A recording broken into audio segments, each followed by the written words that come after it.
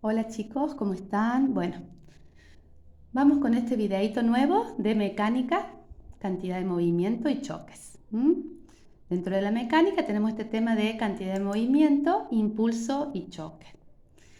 Cuando hablamos de cantidad de movimiento, que también se le suele decir momento lineal, ímpetu o momentum, estamos hablando de una magnitud física de tipo vectorial, ¿sí?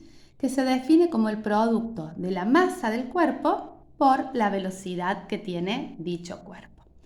La masa, cantidad de materia del cuerpo, magnitud escalar. La velocidad, que sí es una magnitud vectorial, que nos indica el desplazamiento por unidad de tiempo. El producto de ambas nos va a dar la cantidad de movimiento, que también es una magnitud vectorial. ¿Sí? Nos da una medida de la dificultad para llevar un objeto que se mueve hasta el reposo. Luego tenemos el impulso, que es el responsable de que cambie la cantidad de movimiento de un cuerpo, ¿sí? ¿Por qué? Porque hay una fuerza que va a actuar sobre el cuerpo durante un tiempo determinado y el producto de esa fuerza por el tiempo nos va a estar dando el impulso, que se puede simbolizar con la letra J o con la letra I mayúscula. La masa, por lo general, permanece constante, por lo tanto, la variación de la velocidad, cuando el cuerpo cambia de velocidad, es la responsable de que varíe la cantidad de movimiento.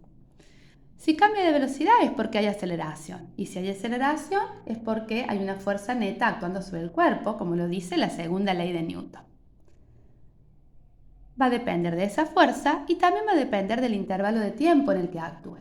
Si una fuerza pequeña actúa sobre poco tiempo, el incremento, el cambio en la cantidad de movimiento va a ser pequeño. En cambio, ya si es una fuerza grande o un intervalo de tiempo grande o ambos, vamos a tener una variación de la cantidad de movimiento más considerable, ¿sí?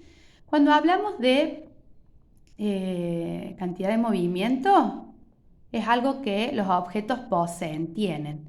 El impulso no, es una acción que se ejerce sobre el objeto. Siempre que ejerces una fuerza sobre algo, también ejerces un impulso.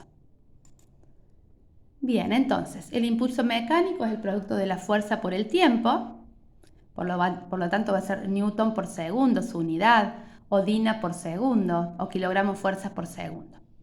La cantidad de movimiento, en cambio, es el producto de la masa por la velocidad.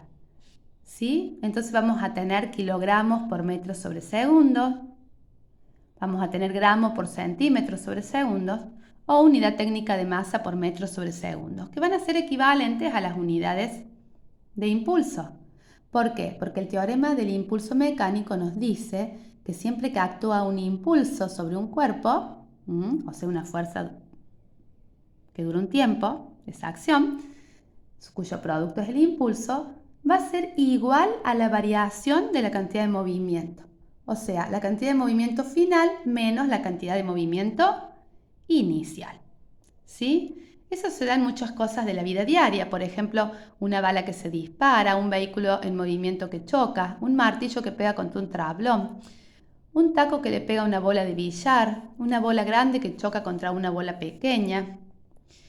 Bien, entonces esos son, y hay infinidad de ejemplos. Siempre hay fuerzas que actúan sobre los cuerpos, y si actúan lo hacen durante un tiempo, a veces un tiempo ínfimamente pequeño y otras veces un tiempo mayor. Todo eso va a ser un impulso responsable de cambiarle la cantidad de movimiento a los cuerpos. Acá les puse un cuadrito donde se relaciona todo esto y donde agregamos que estos impulsos se dan a través de choques. Esto genera esta transferencia de energía, ¿sí?, que hace variar la cantidad de movimiento. Un choque es una colisión entre dos objetos, ¿sí? Puede haber choques elásticos, inelásticos, perfectamente elásticos o perfectamente inelásticos, ¿sí? Estos son los más reales, porque los perfectamente elásticos o perfectamente inelásticos son muy raros de encontrar en la vida diaria, pero se los estudia porque son más simples, ya que en los otros tengo muchas variables, muchas incógnitas, ¿sí? En un choque, elástico, la cantidad de movimiento neta antes y después del choque es la misma. O sea que hay una conservación de la cantidad de movimiento antes y después del choque. La masa del cuerpo 1 por la velocidad del cuerpo 1 más la masa del cuerpo 2 por la velocidad del cuerpo 2 antes del choque va a ser igual a la suma de la masa del cuerpo 1 y por la velocidad del cuerpo 1 y la masa del cuerpo 2 por la velocidad del cuerpo 2 luego del choque, ¿sí? Las masas por lo general se mantienen constantes, las que cambian sabemos que son las velocidades, ¿sí? En un choque elástico, perfectamente elástico, la cantidad de energía cinética también se conserva. Ambas cosas se conservan, la cantidad de movimiento antes y después del choque del sistema, sumando la del cuerpo 1 y la del cuerpo 2 quiere decir, y la cantidad de energía cinética, que recordemos que era un medio de la masa por la velocidad al cuadrado de cada cuerpo, también la suma de ambas energías cinéticas antes del choque es igual a la suma de ambas energías cinéticas después del choque. ¿Sí? Bueno, ahí tenemos ejemplito del choque elástico con las formulitas, tanto de cantidad de movimiento inicial igual a cantidad de movimiento final, cantidad de energía cinética inicial como cantidad de energía cinética final.